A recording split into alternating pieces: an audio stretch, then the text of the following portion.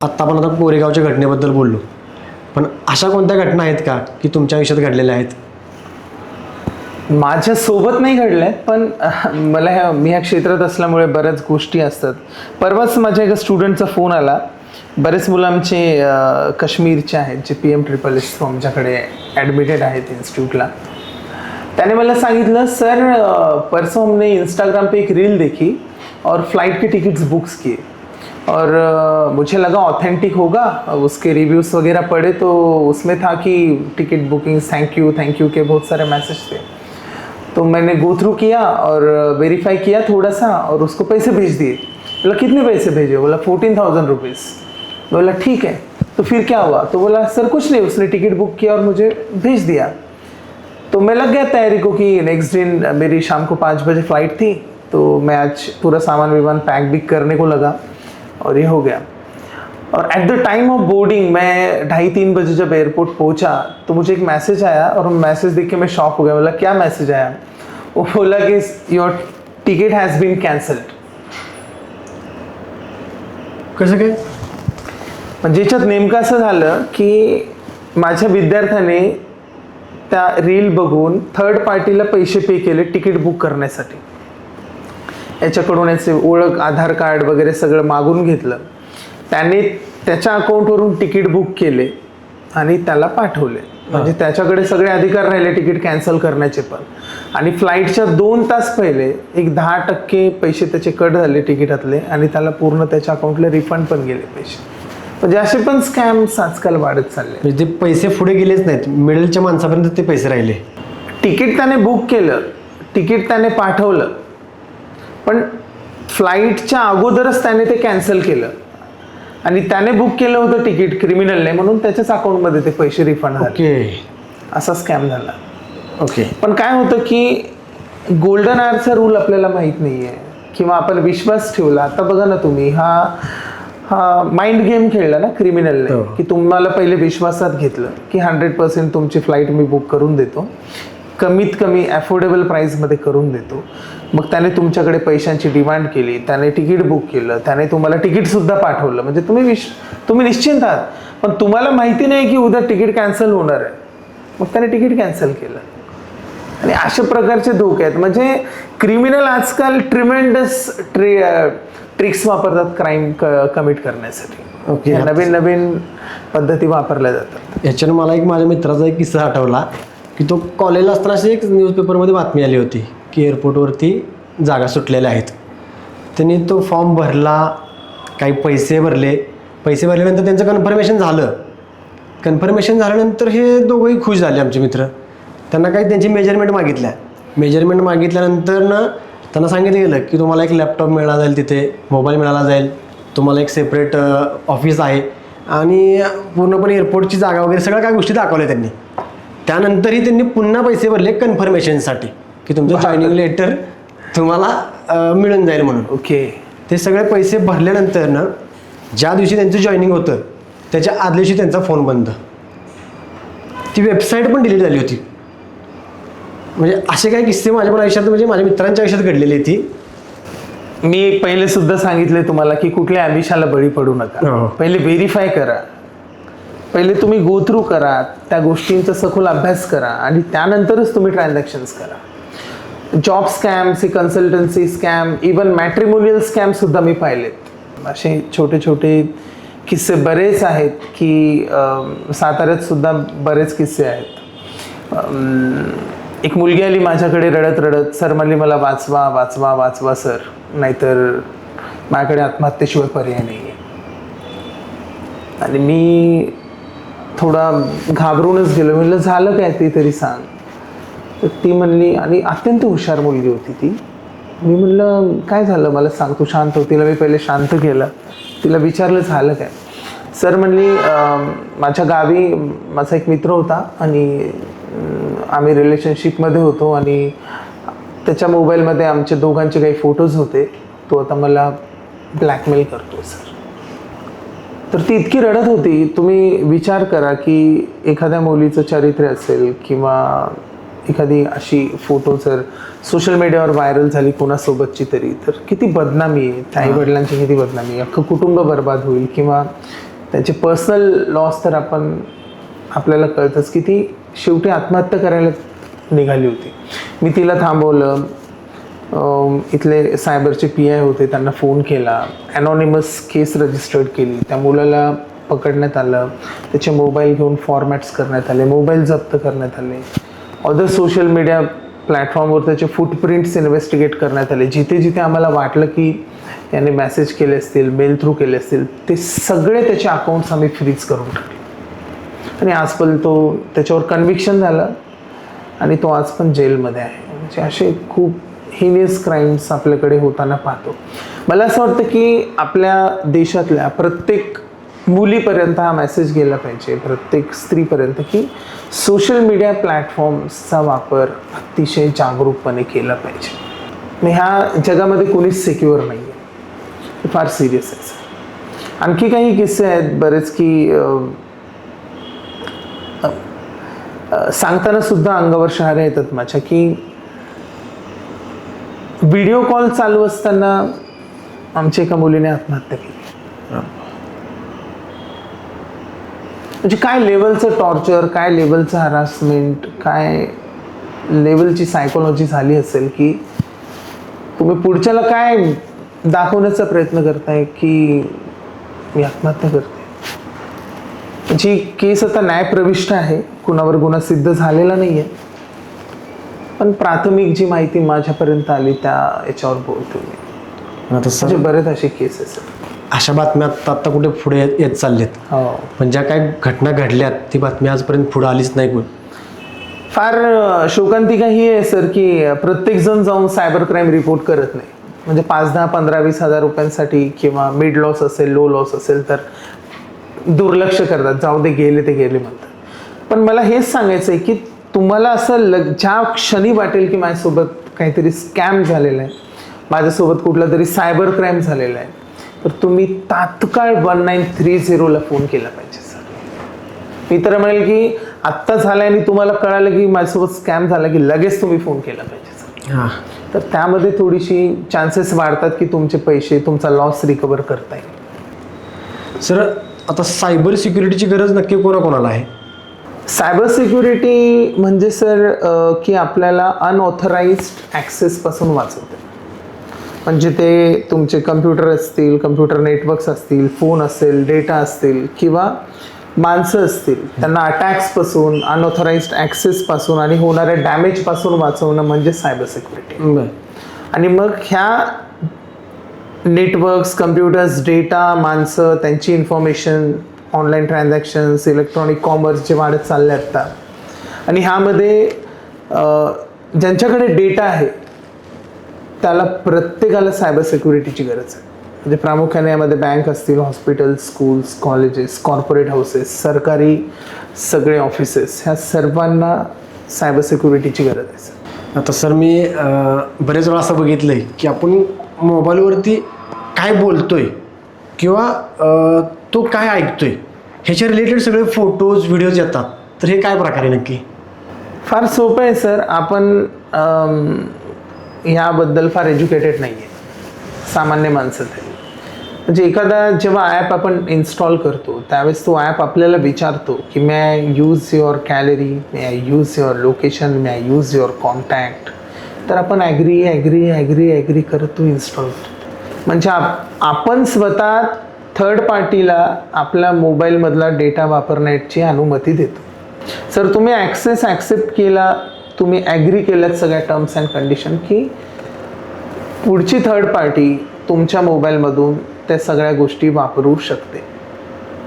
मग नेमकं काय घडतं सर की आपण मायक्रोफोनचा ॲक्सेस दिलेला असतो बऱ्याच ॲप्लिकेशन्सला. ते ॲप्लिकेशन्स आपल्याला कंटिन्युअसली ऐकत असतात. फॉर एक्झाम्पल, परवाच माझा एक स्टुडंट भेटला आणि मला म्हणलं, सर हे काय जादू आहे हो. म्हणला मला शूज घ्यायचे होते, तर मी शूजबद्दल बोलत होतो दिवसभर आणि संध्याकाळी मी थोडा रील्स वगैरे पाहिल्या इंस्टावर, फेसबुकवर, व्हॉट्सअपला जिकडे तिकडे गेलो, यूट्यूबला वगैरे, तर सगळं मला ॲड्स शूजच्याच दिसायला लागल्या. आणि इंटरकनेक्टेड प्लॅटफॉर्म आहेत सर, यांची इकोसिस्टीम बनलेली आहे. मेटाचे सगळे जे ॲप्लिकेशन्स आहेत ते एकमेकांना कनेक्टेड आहेत आणि ह्या सगळ्यांना तुम्ही ॲक्सेस दिलेला आहे. म्हणून ते तुम्हाला ऐकतात. म्हणून तुम्ही जे बोलाल ते तुमच्या सोशल मीडिया प्लॅटफॉर्मवर रिफ्लेक्ट होणार म्हणजे होणारच. ही जादू नाही आहे. की मी बरेच वेळा बघितले की एखाद्या मित्राचा जर आपल्या ब्रेकअप झाला असेल तर तशा रिलेटेडच त्याला रील्स येतात. हो, 100% सर. सर मी तुम्हाला सांगतो, आपले आई वडील पण आपल्याला जेवढं ओळखत नाहीत तेवढं आपला मोबाईल आपल्याला ओळखतो. तुमच्या चारित्र्याचं जर रिफ्लेक्शन आहे तर ते तुमचा मोबाईल. ते खूप काळजीपूर्वक वापरलं पाहिजे. आणि मोबाईल इटसेल्फ एक रेकॉर्डिंग युनिट आहे सर. मोबाईल तुमच्या प्रत्येक हालचाली रेकॉर्ड करतो. तुम्ही घेतलेला प्रत्येक फोटो, तुम्ही केलेला प्रत्येक कॉल, तुम्ही उचललेला प्रत्येक कॉल, ब्लँक कॉल्स, ह्या सगळ्यांचं रेकॉर्ड तुमच्या मोबाईलमध्ये आहे सर.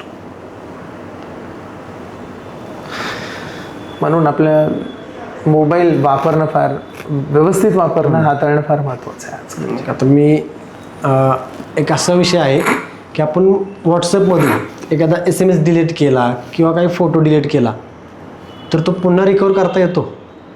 सर डिलीट हा शब्द मुळामध्ये अस्तित्वातच नाही आहे सर. सायबर सिक्युरिटी किंवा सायबर क्राईम इन्व्हेस्टिगेशनमध्ये डिलीट हा शब्दच नाही आहे सर. म्हणजे तुम्ही पहिला फोटो काढलेला सुद्धा तुमच्या मोबाईलमधून जर डिलीट केला असेल तो सुद्धा रिकवर करता येतो. ॲक्सेसेबल फाईल्स आणि डिलीटेड फाईल्समध्ये एवढाच अंतर आहे सर की डिलीटेड फाईल्स फक्त ऑपरेटिंग सिस्टीम ॲक्सेस करू शकत नाही. Still it remains on your storage media. ही तुमच्या स्टोरेजमध्ये कुठे ना कुठेतरी आहेच, ती डिलीट झालेली नाही.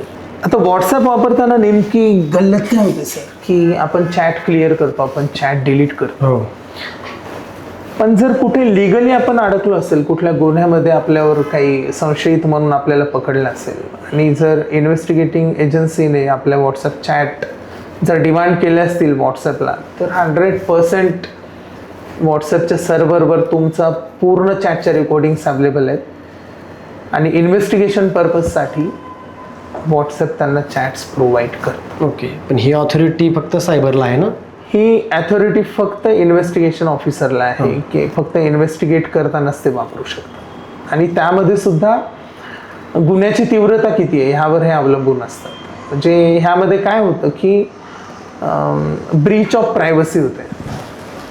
प्रायव्हसी हा आपला राईट आहे सर, आणि तो ब्रीच होता का, हा फंडामेंटल राईट आहे प्रायव्हसी आपला, आणि त्याचं उल्लंघन होऊ नये म्हणून ह्या गोष्टी असतात. पण जर देशाच्या इंटिग्रिटीला, देशाच्या एकतेला जर धोका निर्माण होत असेल किंवा मग असे काही क्रुशियल इन्सिडेंट्स झाले असतील की ज्यामध्ये सामाजिक जाळपोळ, उहापोह झाला असेल, पब्लिक डिमांड आहे फार, रेप केसेस, काही क्रुशियल मर्डर्स असतील,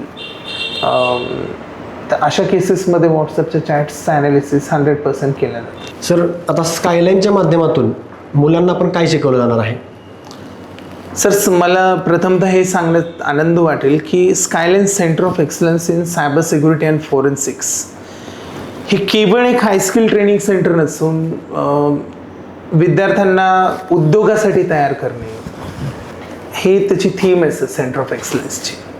आमचा भर केवळ सर्टिफिकेशन्सवर नाही आहे किंवा फक्त त्यांच्याकडे इंडस्ट्री इंटिग्रेटेड स्किल्स डेव्हलप व्हायला 100% लॅबोरेटरिकल बेस्ड ट्रेनिंग्स त्यांना देण्यात याव्यात आणि त्यांच्या करिअरचा माइलस्टोन आमच्या माध्यमातून पूर्ण व्हावा आणि भारताला एक सशक्त सायबर सिक्युरिटी वर्कफोर्स तयार करून देण्याचं स्वप्न आम्ही पाहिलं सर. तर आमच्याकडे प्रमुख जागतिक दर्जाचे EC काउन्सिलचे कोर्सेस आहेत. EC काउन्सिल म्हणजे international council of electronic commerce, जी अमेरिकेची इंटरनॅशनल सर्टिफिकेशन अथॉरिटी आहे, जी सायबर सिक्युरिटीमध्ये सर्टिफिकेशन्स प्रोव्हाइड करते. म्हणजे हे एक साताऱ्यासारख्या आपल्या अभिमान आहे साताऱ्याचा की इथल्या मुलांना जागतिक दर्जाचे सर्टिफिकेशन मिळावेत, ही आमची मूळ संकल्पना आहे सर, आणि त्यांना जॉब मिळावा. आता ह्याची शैक्षणिक पात्रता पण असेल ना काही? यामध्ये सर प्रामुख्याने मी असं म्हणेल की कम्प्युटेशनल सायन्सचा कुठलाही विद्यार्थी अपस्किल करू शकतो. Computer science, computer engineering, ENTC, IT engineering ह्या रिलेटेड कुठलाही कोर्स असेल तो विद्यार्थी अपस्किल करू शकतो. कॉमर्स किंवा आर्ट्सचे विद्यार्थी करू शकतात. असं नाही की याच्यासाठी काही स्पेसिफिकच तुम्हाला एलिजिबिलिटी क्रायटेरिया आहे. विलिंगनेस ज्यांचा आहे, ज्यांना जे टेक्नो सॅव्ही आहेत, फील्ड जरी दुसरे असतील, मेकॅनिकल इंजिनियर असतील, त्यांना जरी करायचं असेल ते करू शकतात. सिव्हिलवालेही करू शकतात.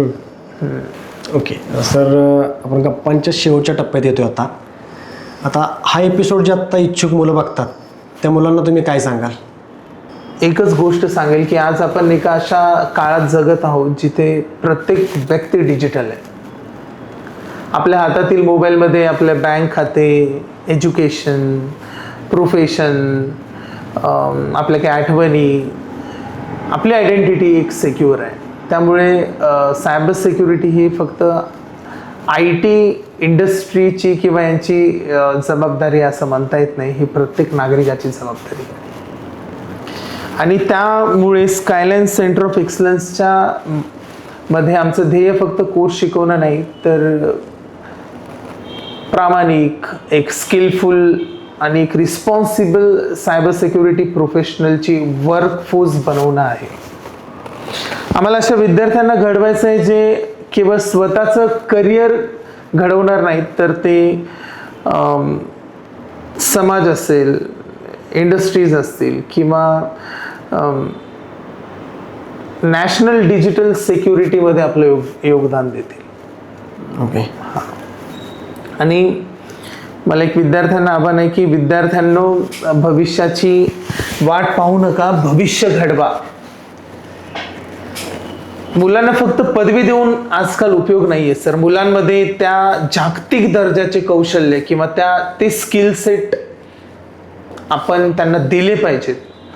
आणि ह्या डिजिटल इरामध्ये प्रत्येक क्लिक करण्यापूर्वी विचार केला पाहिजे प्रत्येकाने. मग आपल्या सर्वांच्या सहकार्याने आपण सुरक्षित महाराष्ट्र, सुरक्षित भारत आणि सुरक्षित डिजिटल भविष्य घडवू शकतो. मी विक्रम हंकारे, स्कायलाईनचं फाउंडर आहे या सेंटर ऑफ एक्सलन्सचा. आमच्या संपूर्ण स्कायलाईन परिवाराच्या वतीने आपले मनपूर्वक आभार मानतो की प्रेम, तुम्ही आलात आणि आपल्या खूप चांगल्या गप्पा रंगल्या.